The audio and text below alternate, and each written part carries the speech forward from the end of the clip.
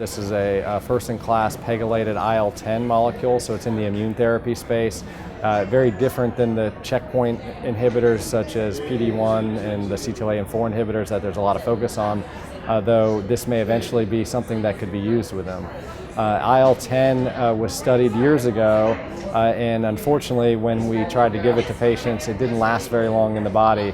As soon as we gave it, it would be cleared, and it really had no effect on patients with cancer. What was able to be done that with AM0010, this is a PEGylated form of IL-10.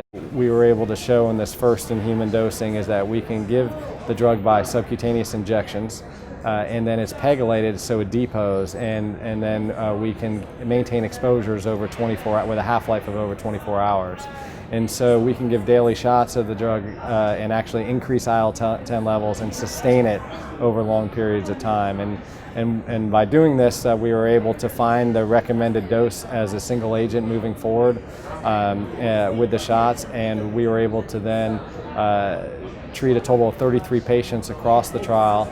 And that patients at the higher doses, once we were likely at meaningful exposures sustained over that time period, we saw two clinical responses. One is in renal cell carcinoma, and the other is in melanoma, and it was an eye melanoma. AM0010 is a unique molecule, and different than the immune therapy that have been talked about recently, it doesn't have autoimmune side effects. So when you think about classic autoimmune side effects of diarrhea or skin rashes, thyroid abnormalities, liver function tests, we didn't see that with this, even though it's in the immune therapy class.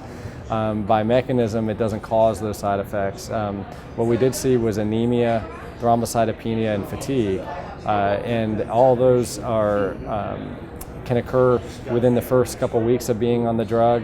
Usually they are not enough that you have to change the dose of the drug.